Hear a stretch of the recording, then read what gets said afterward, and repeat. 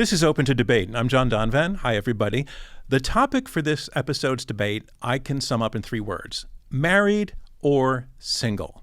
That is it. Not to say that there might not be some other third or fourth option for a living arrangement, but many of us, I think it's fair to say, are either one or the other, either married or single. By choice in many cases, although not always. But what we're hoping to get at is, what's the better way to live? Are those who are married, by which we're going to be saying conventionally married, legal marriage with a license, etc., and vows, are they leading better lives, measured a million different ways, than those who go through life being single? And how would we actually measure that? How would we even figure out a thing like that? We do know that there are people who are totally fulfilled by having a betrothed partner, and they would not have it any other way, and they make that case well. But there are also people who swear by singleness, and they have their reasons and a case that they make well. The 2 cases, these 2 opposing cases, that's what we're going to look at in this debate, around those same 3 words, which we are posing not as a question as we normally do, more as a prompt: married or single? That's our prompt. Let's meet our debaters. Arguing that the answer to that prompt is married, I want to welcome Jonathan Rothwell. Jonathan is the principal economist at Gallup, as well as a fellow at the Brookings Institute. His work at Gallup has spanned a lot of things: social science, including egalitarianism, the mental health of adolescents, and, of course, a lot of work around the issue of marriage. Also, interestingly, he was a clinical psychologist before he was an economist. So, Jonathan, with all that background, I just want to say welcome to Open to Debate. Thank you very much for having me. I want to also get one more piece of your background with a personal question that I've never asked at the beginning of a debate, and I hope you don't mind. Are you married or single? I am married for the second time. I liked it so much the first time, I did it again. All right, thanks very much. And here to argue on the single side, I want to welcome Bella DePaulo. Bella has written a lot of books about single people, including Singled Out and more recently Single at Heart. She's a social scientist and currently an academic affiliate for the University of California, Santa Barbara. You've been writing and giving talks about people who make this choice to live single for over 20 years, Bella. So welcome to Open to Debate. Thank you. I love being here. And same question for you. Yeah, same question for you. If you don't mind, I know it's personal, but married or single? I love answering that question. I'm 70 years old. I have always been single, and I always will be. All right. Both of you arguing from conviction, not just the research and the science. Let's get to our opening statements. We want to ask each of you to take a few minutes to explain why you're taking the side that you do in this question or this prompt of married or single. Jonathan, you are up first. You are arguing married. Please tell us why. Well, marriage has been universally practiced, as far as we know, for all of human history and before. So it's hard to imagine that it needs defending, but we do know that the marriage rate has fallen in the United States and many developed and rich countries over the last few decades. And so one of the reasons I think that's happened is that elite secular culture has diminished the value of marriage. And so here we are today discussing and debating that value. My main argument for in marriage is that humans crave and benefit from intimate long-term relationships. And marriage is the institution that has evolved to secure those relationships and to strengthen their quality. In the face of selfish tendencies that are also part of our instinctual and evolutionary history that might otherwise lead us to be poor partners or to take advantage of intimate relationships.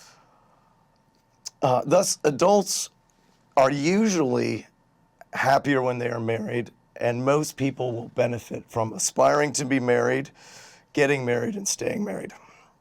Let me elaborate on these points. Evolution has shaped our bodies, our hormones, and neurotransmitters to facilitate and to maintain pair bonding that is typical of marital relationships. Take 3 examples. Testosterone levels adjust among married men and in the presence of their own offspring in ways that facilitate pair bonding and monogamy.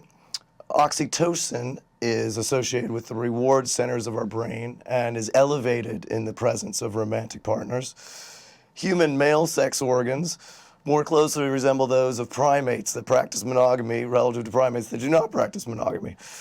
All of this points to the fact that monogamy is deeply rooted in human evolutionary biology and very much a natural way of life for humans.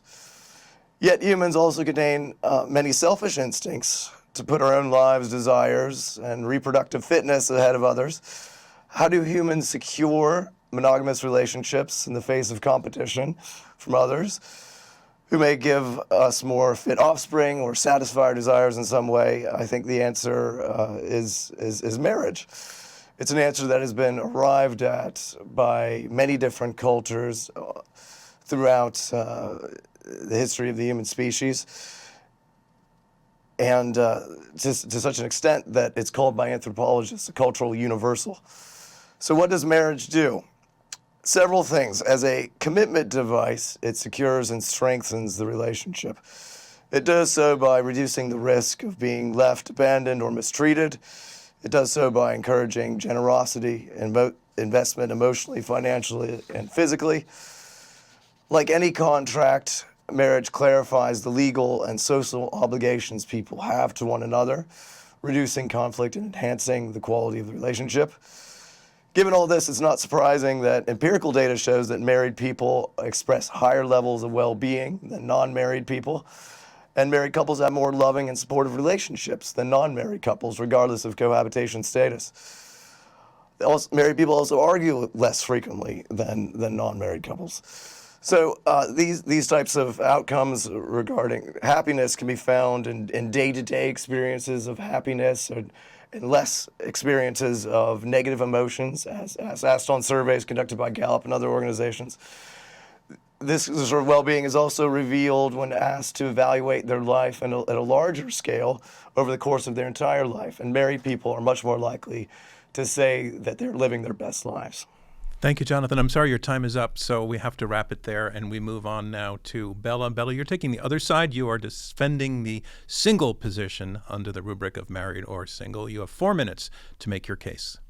Claims about the supposed superiority of married people obscure something significant. Single people are not a monolith, and for some people, probably more than we ever realized, it is single life that is their best life, their most joyful, meaningful, and fulfilling life. I call them single at heart, and I'm one of them. If we were coaxed into marrying, we wouldn't be happier, and we wouldn't live longer. It would just feel longer.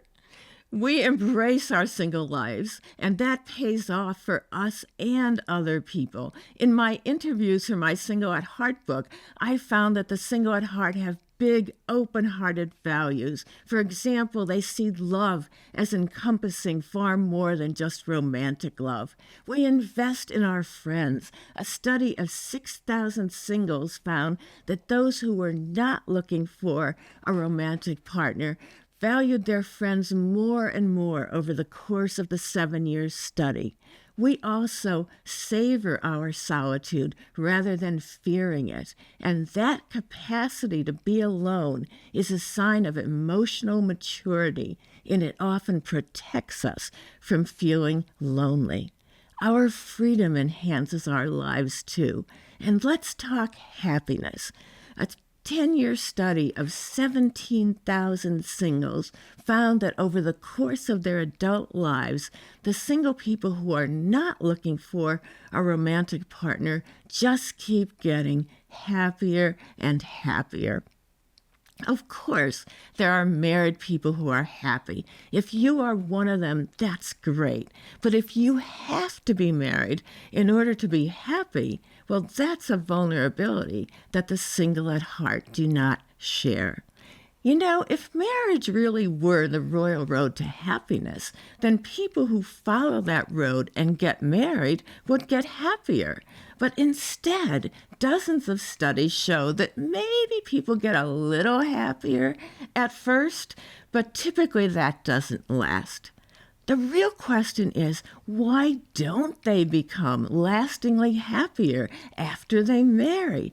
After all, they are the beneficiaries of a whole system of inequality that advantages them and disadvantages single people. Consider how single people are expected to cover for married people in the workplace, or how single people are pitied and married people are celebrated, or how hundreds of federal laws in the U.S. benefit and protect only people who are legally married. They get the tax breaks. They get to give their Social Security to their spouse when they die, whereas my benefits go back into the system, and so much more. Where would single and married people place themselves on the ladder of life if all these discriminatory policies were reversed to favor single people, or if they were equally fair to everyone? I want single people and the people in their lives to be valued for their strengths and contributions and supported rather than stigmatized. A society that did that would be less lonely, more loving, and more just.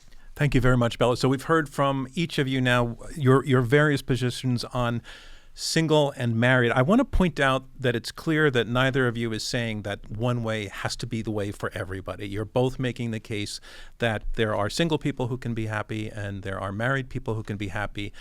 We might want to be talking about what we mean by happy, but by and large, you're making the case that each model has real benefits, and we're debating your case for the benefits of each. And so going to your argument, Jonathan, you're saying that marriage is in a sense the universal institution, that it comes almost out of an evolutionary need for mating, for doing so monogamously, that it has a very, very long tradition, and that is no accident, that marriage is such a timeless institution from time immemorial. But you also point out that research shows that people who are in marriages are happier and healthier. And you make an interesting argument that marriage is a good suppressor of selfish instincts, that there's a kind of social benefit to it.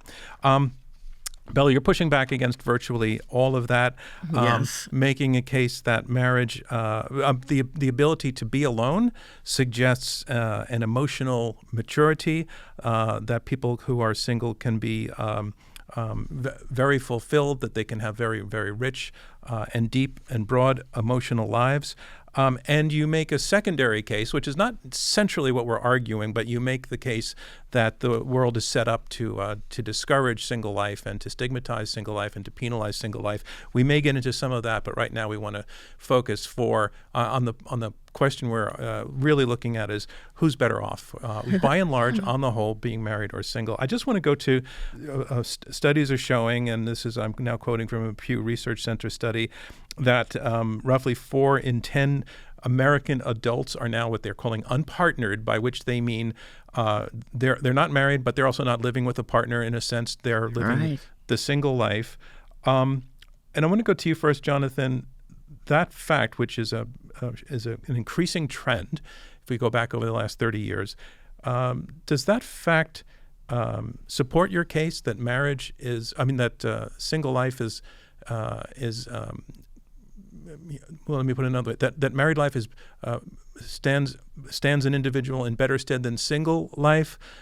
If that's the case, why would so many people be choosing to go the other way? Well, I think the marriage rate it changes and fluctuates over the course of history. We've only measured it at Gallup for the last 100 years. We've got more data than just about anybody.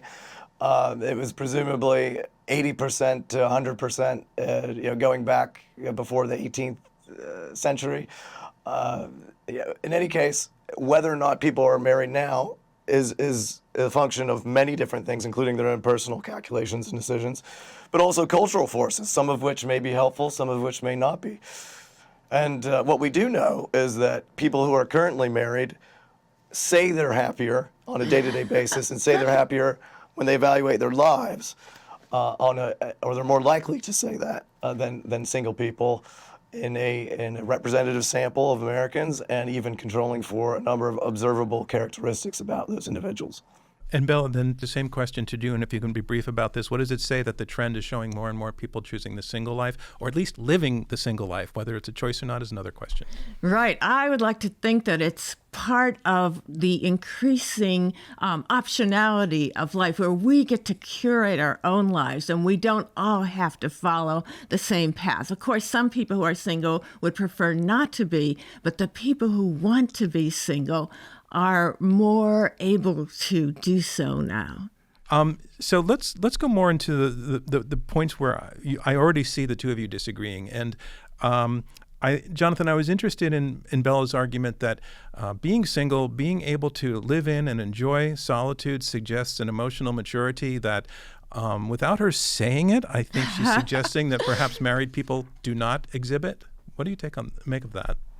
Well, as somebody who values Stoic teachings that we should focus on the things that we can control and not the things we can't control, which could mean the love of another person or the death of a loved one, I have a lot of respect for that perspective. But at the same time, there's no doubt that being vulnerable to someone else, whether a child that you're bringing up or a romantic partner, is 100% part of a healthy constitution, and not something that I think any psychologist would say is a sign of weakness to care about another person and be vulnerable to their well-being and lack thereof. Yeah, you can be close to someone, vulnerable to someone without being married to them or being their parent. I think what a lot of the discussion around marriage misses out on is that there are other important people in our lives. And in fact, research shows, national surveys show that single people are more connected to more different people. And longitudinal studies that follow people over time show that when couples move in together or when they get married, they become more insular. So they pay less attention to their friends. They call their parents less often. I think it's single people who are holding society together. Is it possible, Bella, that there's an upside to that insularity in terms of increased intimacy? That there is a trade-off, but that there's an upside to what they're doing? I think there may be an increased intimacy, but there's also an increased vulnerability. It's like they're taking seriously those song lyrics that say, "You are my everything, I just want to be your everything." And if the relationship is going well, that's fine. It's probably great.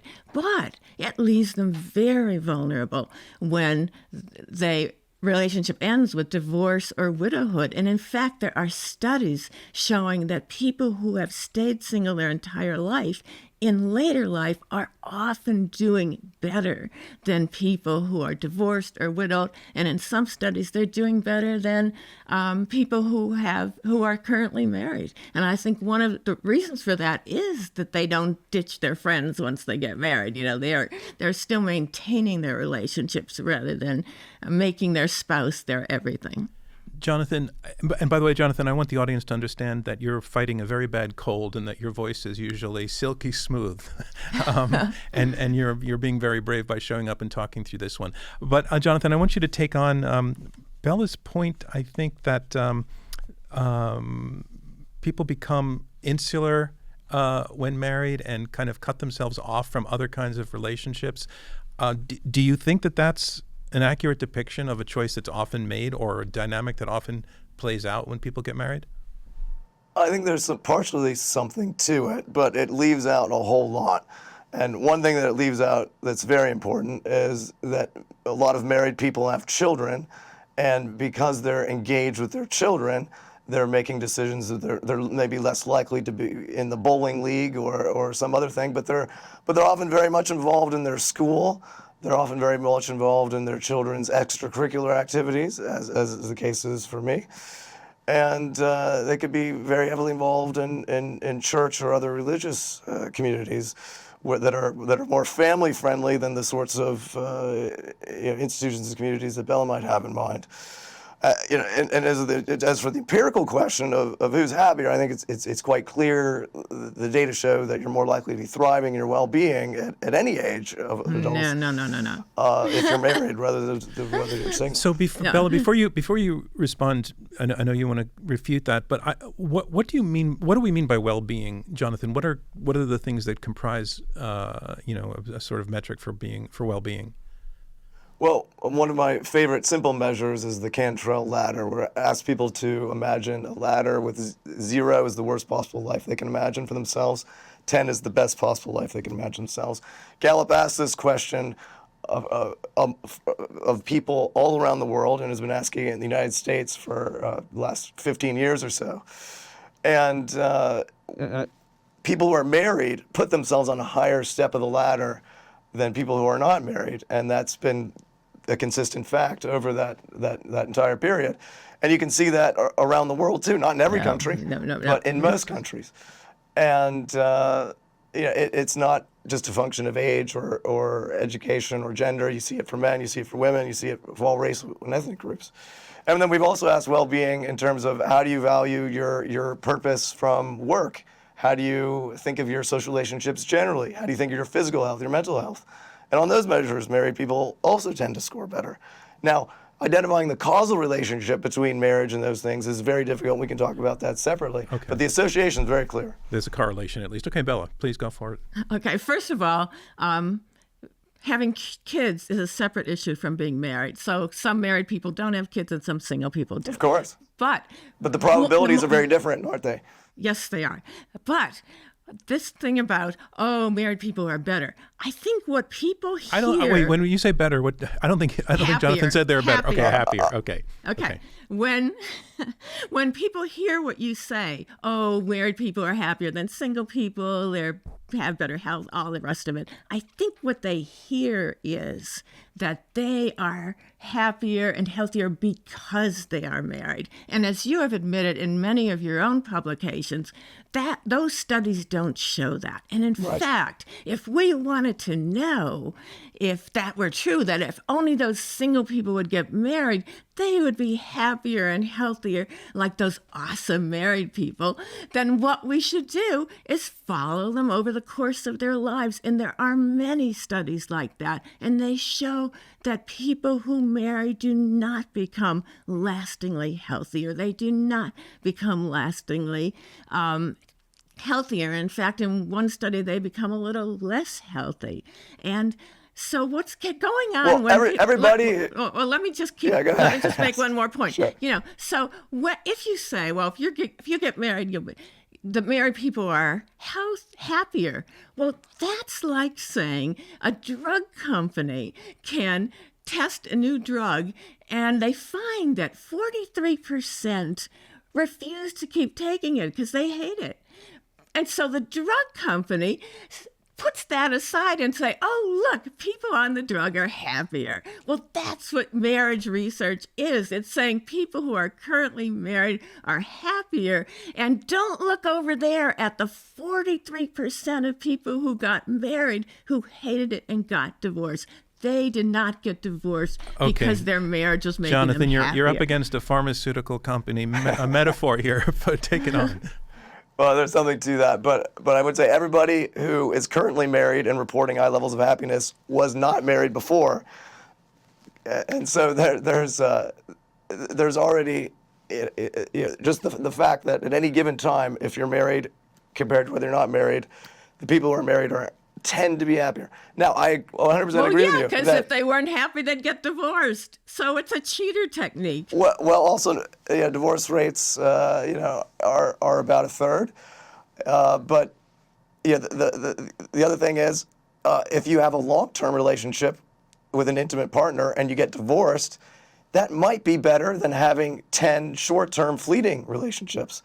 And you might have a child during that time, as I did in my first marriage and a divorce. I have 2 children from there that I'm going to have for the rest of my life that are a source of joy and hopefully will contribute positively to the world and perpetuate the human species.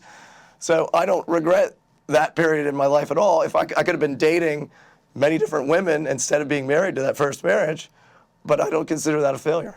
I want to take on. I want to move to this question, Bella, that Jonathan made in his opening about marriage being an inhibitor of somewhat selfish instincts, by which I think he means not just doing what you want to do every day, which I kind of think you feel is kind of a cool thing, and that marriage does inhibit that. Jonathan making no, okay. I hear Jonathan making the argument that if you have to regularly and consistently and frequently consider the needs, the requirements, the requests, the concerns of another person, that same person over and over again, that's kind of good for the soul and character building and good for the relationship. What do you make of that? Oh, wow. I'm so glad you asked that question. Single people are actually more generous and more giving in all sorts of ways. For example, they are more likely to be there and to exchange help with friends, neighbors, parents. They are more likely to volunteer for every kind of organization except religious ones. Married people volunteer much more for religious organizations. Is there data on this? Yeah, National Bureau of Labor Statistics. And single people are more likely to be there for people who are in need of help. Their parents might badger them to get married, but when their parents grow older and need long-term help, studies show that it is their single sons and daughters who are more likely to be there for them than their married ones. And it's not just that single people are there for their parents. They are also, UK studies show, more likely to be there when people need sustained help for 3 months or later. So I think what would be, I know that the study doesn't go to this, but what is your guess that would explain that phenomenon, that single people are more there to help other people than married people are? Is there a logic to that? Well, there's a good reason and there's a bad reason. So the bad reason is that people think, oh, you're single, you don't have a life, so you go help mom. And the good reason is that single people, I think, because they're not so focused on, oh, I have my spouse and that's my everything and nobody else matters. They just are more caring about people more generally. And the same thing about kids. And again, some single people do have kids, but I think some single people who don't have kids care more about the world's children and not just their own. Married people take care of a very vulnerable population, and that is their children that they're raising, and they're much more likely to be doing that. And all the things you say about caring for other people can also be applied to caring for children. And arguably, they're also an important constituency that needs a lot of help and a lot of child care, a lot of attention. And married people are, by and large, the ones doing that. Of course, not universally. So that does take up a fair amount of time, as we all know. That being said, married people are involved in a lot of different aspects of life. But I don't want to take anything away from one thing that I completely agree with you with, is that some single people feel a calling to contribute to society in ways that is very difficult for married people to do. And of course, this has been going on for thousands of years. Priests and nuns in the Catholic tradition gave up their lives of their potential. They gave up the sacrament of marriage and they gave up child rearing in order to be married to the church. Other people become married to political ideas, political movements, other causes. And the Catechism of the Catholic Church recognizes this as a perfectly honorable way for people to live. At the same time, if everyone lived this way, the human race would go extinct. Oh, well, I don't think it's true that single people don't have sex or don't have kids. So I don't agree with that. Well, we need a little bit more than 2 per couple in order to reproduce the human race. Jonathan, do you have a case to make? Do you have a case to make on the material well-being of married people versus single people? Do we know who is better off? Yes, of course. Married people have higher household income because they're combining 2 different incomes. And so that's a huge advantage. And I think it's a huge contributor to their overall higher well-being. Yes, well, yes, of course. And the other reason that they have higher incomes is because they are so unfairly benefited by all sorts of laws and customs and policies. And the question, do married people have more money is a very marriage-centered question. A question that would be asked from the point of single people wouldn't be just who has more money, but who has more control over their money. Well, I can say that if I were not married and I did not have kids, I would be working longer hours and making more money. So the decision that I've made to contribute to a family and to be there for my wife more often than not is one that reduces my pay and it reduces my potential productivity. No, actually, it doesn't, because married men are paid more than single men. In studies in which that's controlled very carefully so that potential employers are shown resumes from married and single men that are exactly the same except for their marital status, and they want to hire more married men and they want to pay them more. That may have been the case 30 years ago. But, no, that was a study from... Marital roles are changing. That was a study from 3 years ago, so not 30 years ago. I'd love to evaluate it, but because these days it's not the case that women are getting married and dropping out of the workforce, and men are able to work 80 hours a week and not expected to contribute to childcare. Yeah. That certainly hasn't been the case in the 2 marriages that I've had, and nor is it the case in any of the families that I know living in Washington, D.C. I just want to jump in on one thing, but on the point that you just made, Jonathan, that the 2 marriages that you've had, and again, this is not to be about you personally, but let's discuss divorce. A significant number of American marriages end in divorce. I think it's 25%. And what does that tell us about the happiness of marriage? If that happens, does that not undermine your argument significantly? Yes. Not at all, because non-marital relationships end much more frequently and are much lower quality. So the question is, would you rather be in a long-lasting, high-quality relationship, or would you rather be in 10 short-term, low-quality relationships? That is such a marriage-centric, couple-centric way of thinking about the world. The choices aren't, do you want to be in a marital relationship or a non-marital relationship? I think relationships are a big, broad word that encompasses far more. Single people often have friendships, close friendships that they have tended to their entire life and have lasted longer than many marriages. And so I think that I've got many friendships myself. Right, but research shows that single people on average have more friends and maintain their friendships more. They don't do that thing that married people do, that they get married and then they demote their friends. I'm wondering, when we talk about marriage, are we talking about monogamy versus non-monogamy necessarily? Because, of course, Jonathan, there are people who are in committed relationships without marriage. And your opening argument was for marriage and for the benefit of the contract, the as you were saying, at the upside of having the restrictions and limitations. But there are people who partner up for the long term and act monogamously. Do they fit into your argument for marriage versus single? And Bella, I'm wondering, I want to come to you for the same question. Are you talking about people who are not partnered up in any way? But you go first, Jonathan. So we know that domestic partnerships are increasingly common, and they are like marriage in many ways, except for they don't have the formality of the marriage contract. They don't have the formalities of the ceremony. They don't have the commitment devices that marriages have. And so my concern, and the data bear this out, is that the relationships are going to be not as long-lasting, not as high quality, but nevertheless, they have many of the positive attributes of marital relationships, and so and people can enter their own sort of informal agreements. And of course, you can make a contract with anybody to do anything, and you can write the terms that you want. Or you could have a building contractor build your house and not have them have a contract.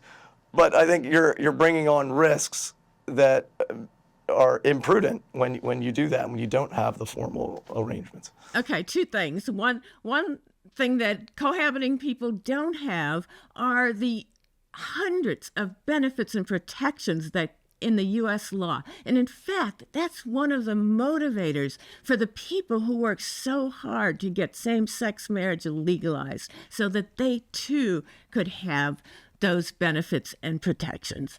I I think that, oh, go ahead. Well, I was going to say it's notable that in the same-sex advocacy movement, they were not satisfied, or most of the advocates anyway, were not satisfied with domestic partnership.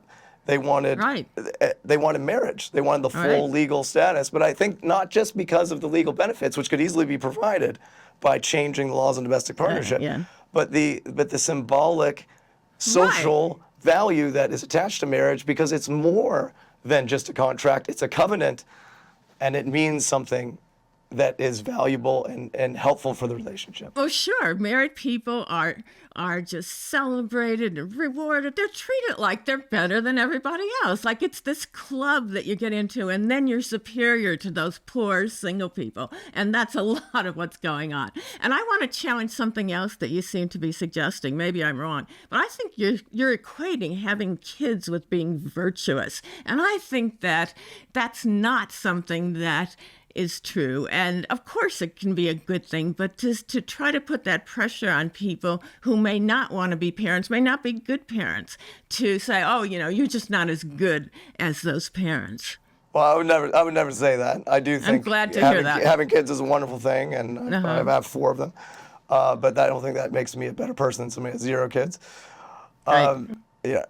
And I also don't think that being married makes me a better person than people who are not married. People have complex reasons for the decisions they make, and some of the great contributors to society have been single, have not been married. There's Jonathan, plenty of saints. You were mentioning earlier again the notion the constraints of the contract make it difficult to split. And I'm assuming you're thinking that maybe people put in more effort because they know that it's hard to separate. And also, as Bella has pointed out, there are financial advantages to staying married. But do we see people, do you think, staying in marriages for bad reasons, like sticking it out for bad reasons, afraid to be alone, afraid for the financial hit, afraid to have to go through the social stigmatization that still comes with divorce? I'm sure that happens, and I'm sure it was more common 30, 40 years ago than it is today. Attitudes toward having and raising children out of marriage have changed dramatically. Attitudes towards having sex outside of marriage has changed dramatically, as Gallup data shows. We've got that data going back many decades, and there's been dramatic changes in public attitudes around that sort of things. And I think that's for the better of society to have more relaxed attitudes about that. There's obviously also enormous pressure if you're very religiously inclined to stay with the marriage. And many marriages are considered indissoluble. So you're married in the church, and you want to maintain that relationship with the church community. You're expected to maintain the marriage. My advice is that people need to make decisions not without any constraints along those lines, but in ways that are healthy for them as individuals. And I've got a more relaxed attitude toward divorce than, say, the Pope.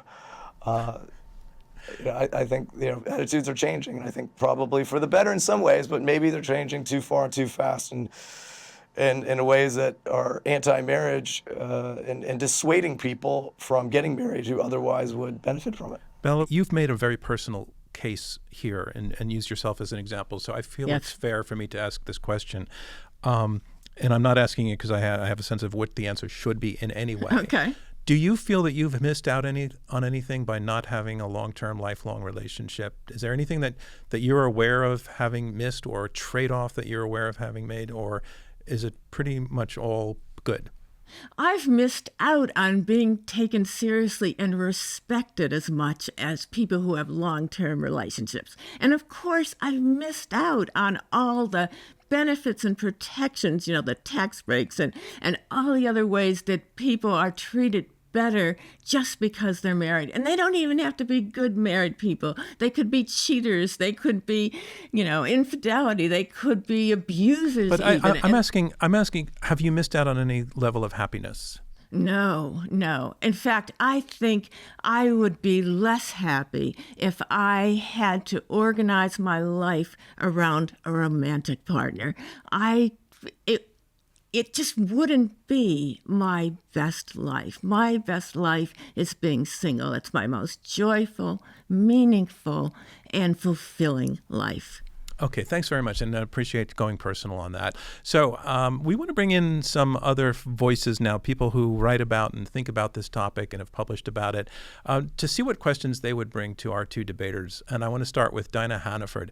Dinah is a cultural anthropologist who teaches at the University of Houston and who has written about marriage internationally and recently co-edited the book Opting Out: Women Messing with Marriage Around the World. So thanks for joining us on Open to Debate, and come on in with your question, please. Thanks so much. No, I'm pleased to be here. And like you said, I've written about women all over the world in non-Western countries specifically who have increasingly been finding ways around possibilities outside of marriage for themselves. And part of the question that I have for the debaters, a topic that hasn't really come up, is this idea of patriarchy. I think you've been talking about marriage as though it's the same for men and women, and we know historically that's not true, and contemporarily that's also not true.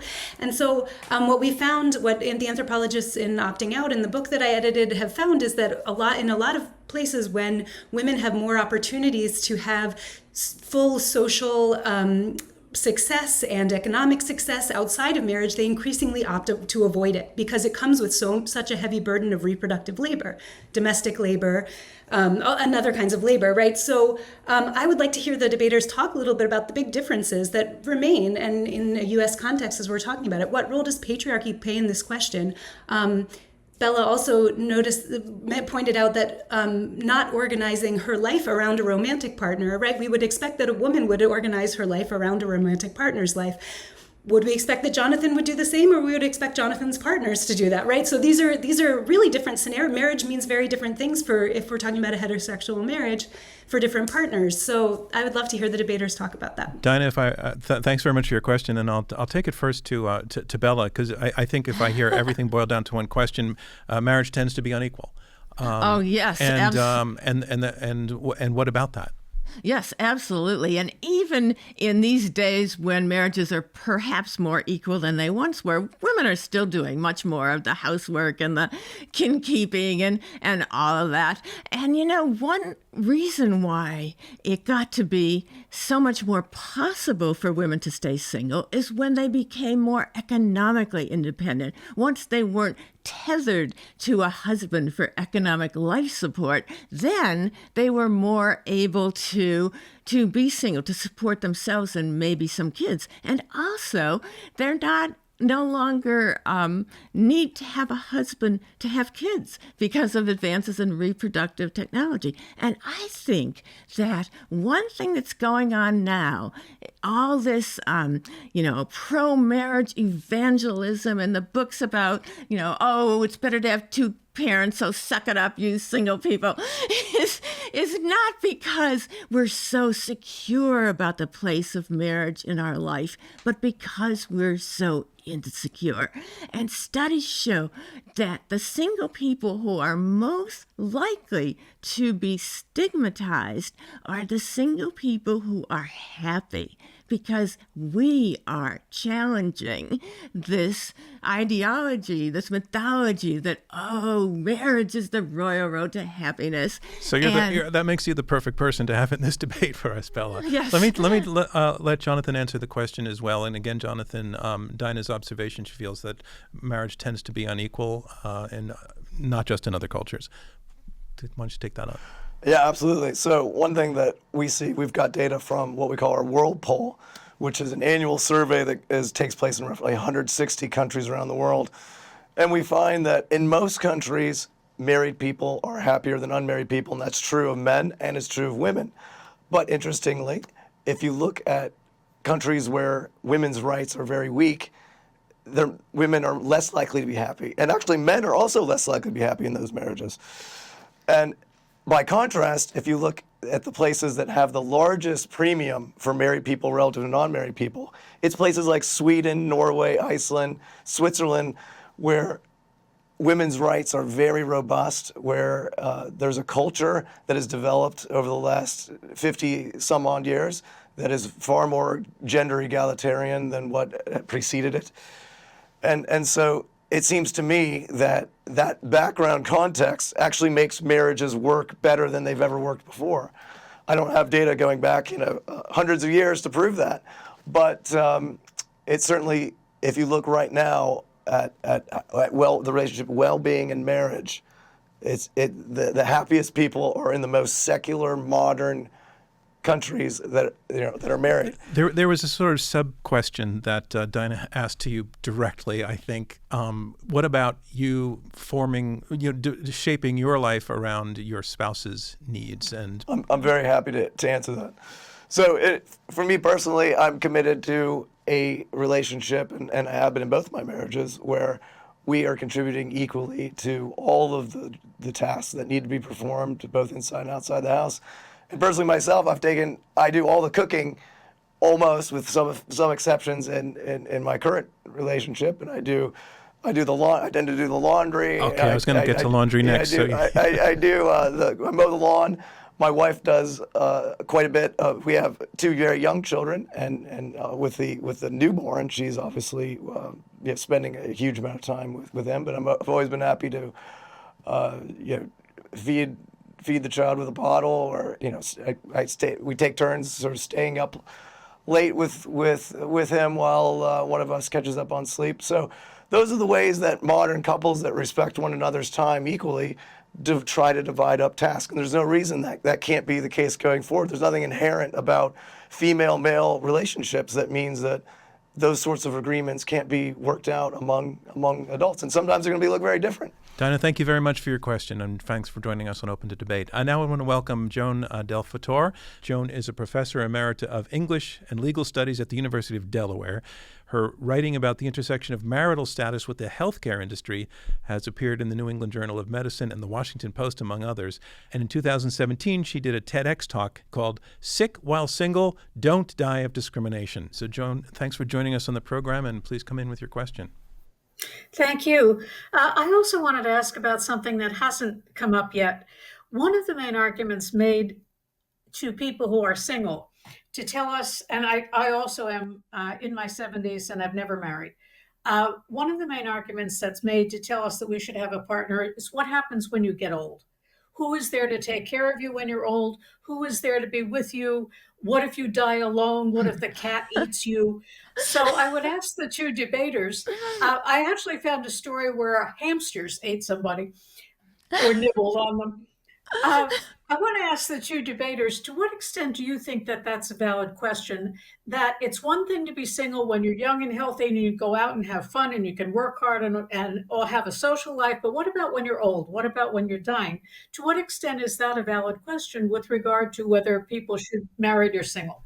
All right, we're going to go call this the hamster question, because it kind of sums up what you're talking about. Why don't you take that on first, Bella, the question of being aged and alone and needing help.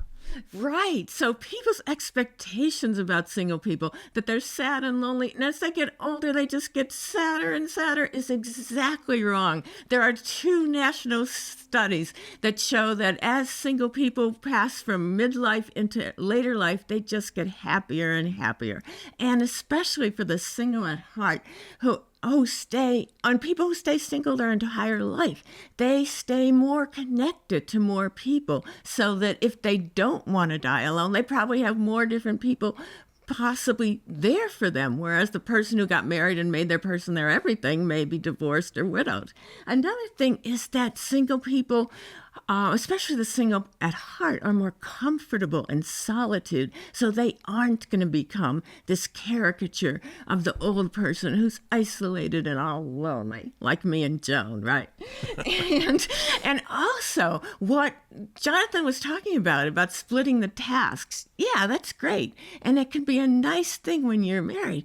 But what sometimes happens is that you get out of practice of doing the thing that your spouse covered. And single people don't have that limitation. So in later life, we're actually more competent because we've been figuring out how to get everything done ourselves. And so you can fix the car and make the pizza. Exactly. Or get takeout. Let me let Jonathan take on this question as well.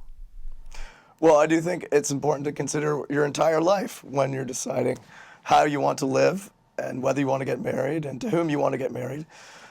And so I think it is, just going back to the question, I think it's a fair question to think about, well, what does the end of your life look like? And all I can say is that the data that we've collected from Gallup includes a lot of older people, and they tend to be happier if they're married.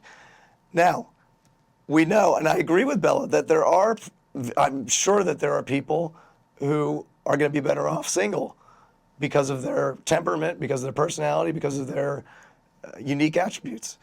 And I don't know what percentage that is. It doesn't seem to be a huge number in terms of like 40, 50% of the population, but it's not trivial. So I have no doubt that there can be people who are living perfectly happy lives by themselves, but in a community of friendships and in some sort of social network at old age. I'd be happy to tell anecdotes about the old people that I know, including my parents and my stepfather, speculate on their mental health and the role that marriage has contributed. I think marriage has played a very positive role in my elderly parents' life. And it's something that I anticipate being a great source of benefit and comfort as I age with my wife. Got to be nice to your kids. Thanks very much for your questions, Joan. And I now want to bring in Marcia Zug. Marcia is a family law professor at the University of South Carolina and focuses on marriage law and policy. She has written about mail-order marriages and recently came out with a book whose title is You'll Do, A History of Marrying for Reasons Other Than Love. So, Marcia, thanks for joining us on Open to Debate, and please come in with your question. Hi, thanks so much for having me here. This has been really interesting. And one of the things that I've been hearing a lot is the individual place of marriage, right? How it helps the individual or how being single helps the individual. And I want to talk a little bit more about marriage's role in society. And specifically, there are two major headlines going on right now, I think, that emphasize this. So my question for Jonathan has to do with there's a push going on now to get rid of divorce or no-fault divorce.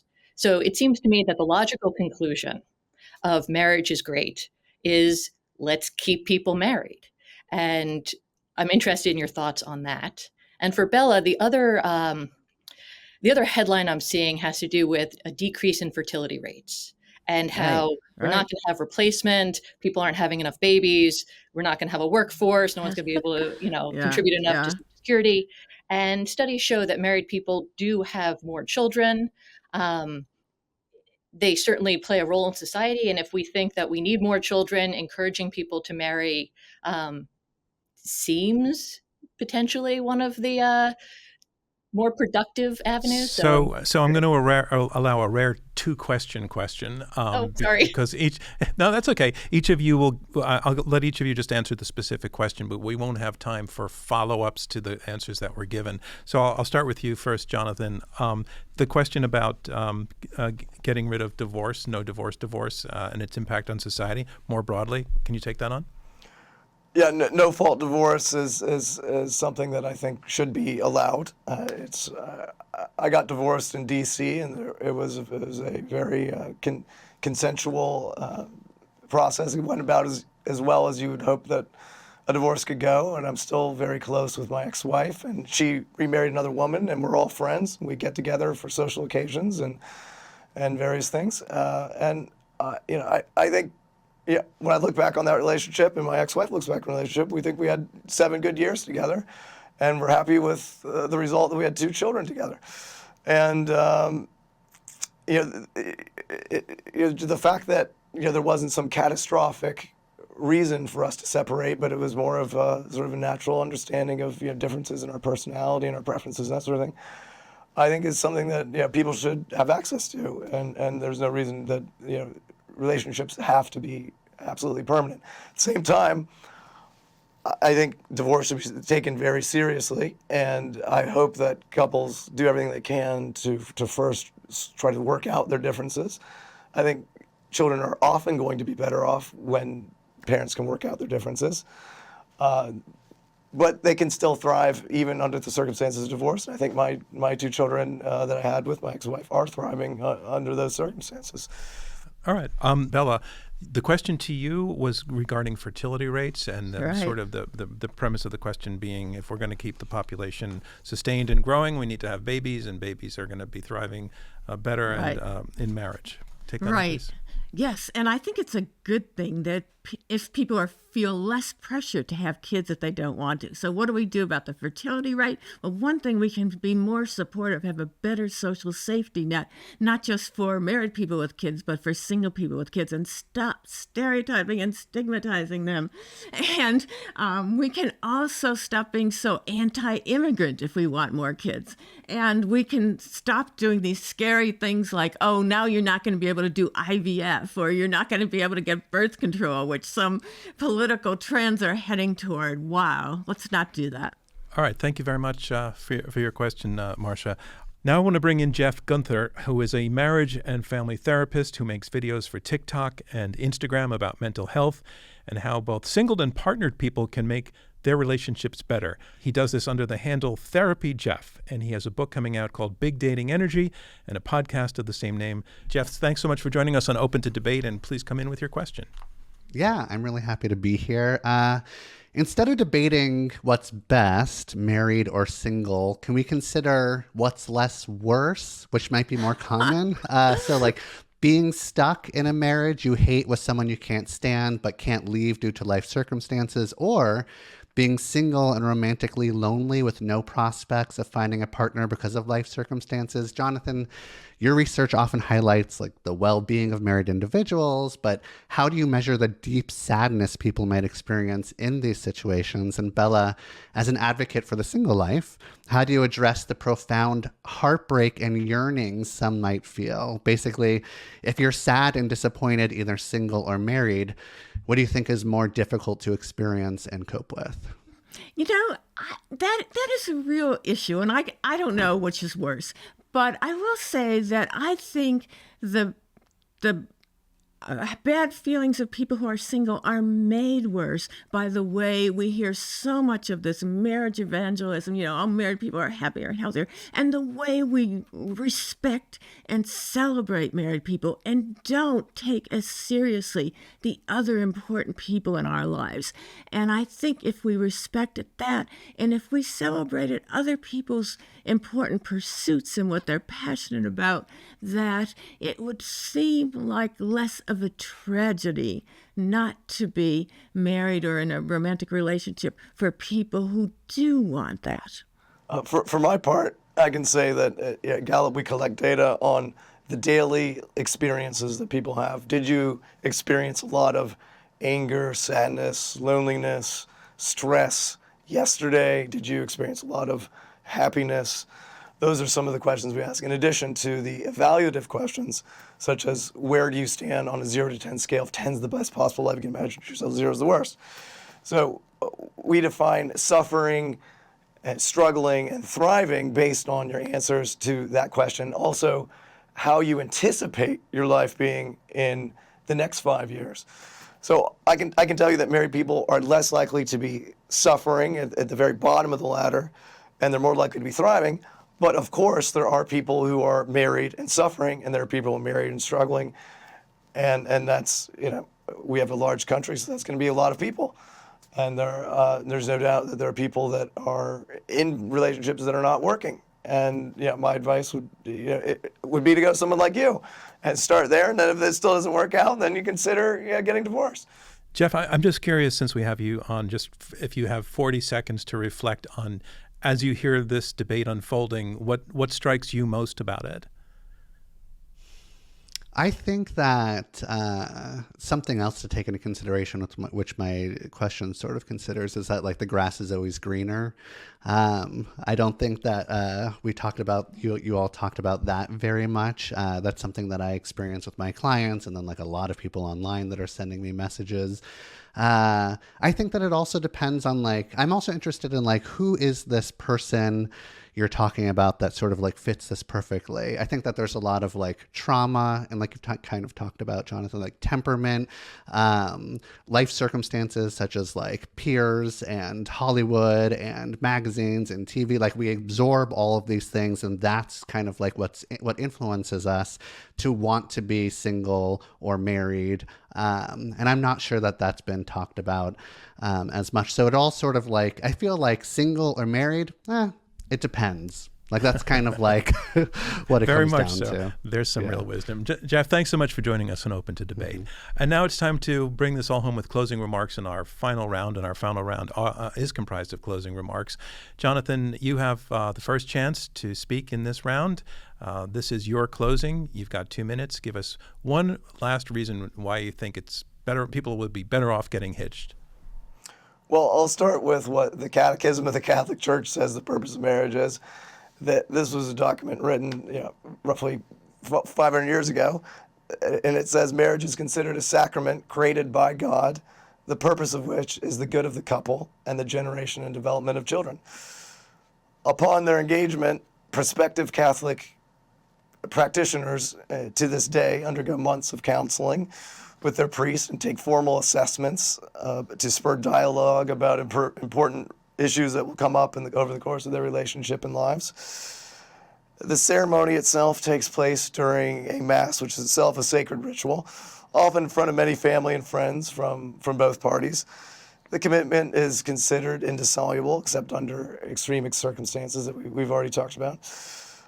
Social science evidence confirms some aspects of the Church's teachings, namely that marriage tends to be good for couples and benefits children. We know that children raised in married households tend to do better in school, tend to get higher levels of education, higher levels of income. Those, to me, are not the most important reasons why people should be married, for sure. But there's things to consider. Children raised in married households also tend to have better relationships with their parents, which is part of the cornerstone of their own mental health. But all that being said, don't misunderstand me. Non-married parents can also be great parents. Non-married partners can treat each other wonderfully and can do so for a lifetime. Human relationships of all sorts sometimes work well without formal arrangements, contracts, and covenants. And yet we know those formal agreements increase the probability of success, and that's what the data says that we've discussed today. Marriage provides many of the benefits of the sorts of contracts we see in all aspects of life, from mundane contracts we have with people building a home to the sorts of contracts we have with employers and employees. Marriage clarifies relationships and obligations we have to one another. Jonathan, I'm sorry, I have to cut you off because you've hit time. So thank you very much for your closing. And now, Bella, you have the last word here in our debate. Convince us why staying single is the choice more people should be making. Well, over the years, I've heard from many people who tell me how much they love living single. They love their freedom, their solitude, the people who care about them. And then some of them follow that up with a gobsmacking question. They ask what's wrong with them that they don't want to live a conventional married life. Imagine that. They have what many of us crave, a life they find joyful, meaningful, and fulfilling. And instead of feeling proud of themselves, they think they are damaged. Some force themselves to become romantically involved, even though married life will never be their best life. Their potential to flourish is being undermined by the relentless pressure to marry. What I am trying to do is advance the project of human flourishing so that we can all claim our full humanity and live authentically. That project advanced when women were less often pressured to stick to homemaking and child rearing if that's not what they wanted. It was advanced when queer people were less often forced to fake heterosexuality and when the narratives about them being so deficient were challenged. Black is Beautiful advanced the project of human flourishing, and recognizing the potential power, freedom, and heart-filling joy of single life will advance that project too. Thanks very much, Bella. And that is a wrap on our take on married or single. And I want to thank our two debaters, Jonathan and Bella, for the way that you did this. It was really great to hear you disagree with each other, but nobody got mad at anybody else in the course of this program. And I think you really heard each other out and you engaged with one another in a useful and constructive way. I'm not sure you changed each other's minds in any way, but that's okay. Yeah. So Jonathan and Bella, thank you so much for taking part in this debate for us. Thank you. I really enjoyed it. It was great fun. Thank you, Jonathan. No, thank you. And I just want you to know, just because you're single, I don't think any less of you. I think you're a great person. So, All right. I'll try to be sensitive around my single friends. Make sure I don't lord it over them. I don't think I do, but I'll make sure. I also want to thank our fellow questioners who came into the conversation, Joan and Jeff and Dinah and Marcia. You really got the conversation to some interesting new places, and we really appreciate that. And I want to thank all of you who have tuned into this episode of Open to Debate. As a nonprofit, our work to combat extreme polarization through civil debate is made possible by listeners like you and by the Rosencrantz Foundation and by supporters of Open to Debate. Now the closing credits. Robert Rosencrantz is our chairman. Our CEO is Clea Connor. Leah Matthau is our chief content officer. Elizabeth Kitzenberg is our chief advancement officer. This episode was produced by Alexis Pangrazi and Marlette Sandoval. Editorial and research by Gabriella Mayer and Andrew Foote. Andrew Lipson and Max Fulton provided production support. Millie Shaw is director of audience development, and the Open to Debate team also includes Gabrielle Iannicelli, Rachel Kemp, Linda Lee, and Devin Shermer. Damon Whittemore mixed this episode. Our theme music is by Alex Clement, and I'm your host, John Donvan. We'll see you next time on Open to Debate.